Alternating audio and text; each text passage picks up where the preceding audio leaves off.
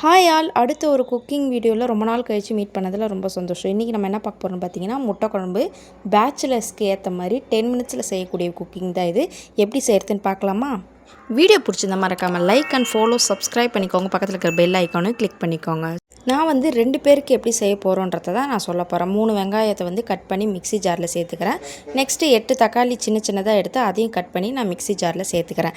அது கூட நம்ம என்னென்ன ஆட் பண்ண போகிறோன்னு பார்த்தீங்கன்னா, சீரகம் 1 ஸ்பூன், வெந்தயம் கொஞ்சோண்டு, அதுக்கப்புறம் பார்த்திங்கன்னா சோம்பு 1/2 ஸ்பூன், அதுக்கப்புறம் மிளகு பார்த்திங்கன்னா ஒரு கொஞ்சோண்டு எடுத்துக்கோங்க தேவையான அளவுக்கு, அதுக்கப்புறம் பெருங்காயம் கொஞ்சம், அதுக்கப்புறம் மஞ்சத்தூள் 1/2 ஸ்பூன், மிளகாத்தூள் 2 ஸ்பூன், மல்லித்தூள் 1 ஸ்பூன் சேர்த்துட்டு மிக்சியில் நல்லா அரைச்சி எடுத்துக்கோங்க.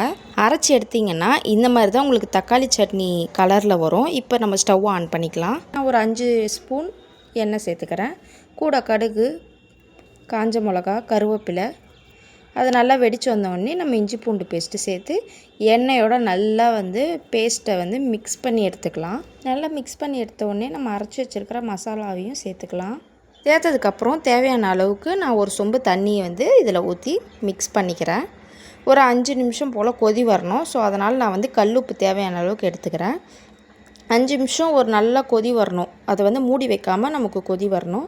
இந்த மாதிரி கொதித்து வந்ததுக்கப்புறமா நான் 8 முட்டை எடுத்துருக்கிறேன். ஸோ 8 முட்டையை இந்த மாதிரி நான் அப்படி டைரெக்டாக உடச்சி வைக்கிறேன். அது கூட பார்த்திங்கன்னா முட்டை குருமா மசாலையும் நான் சேர்த்துக்கிறேன்.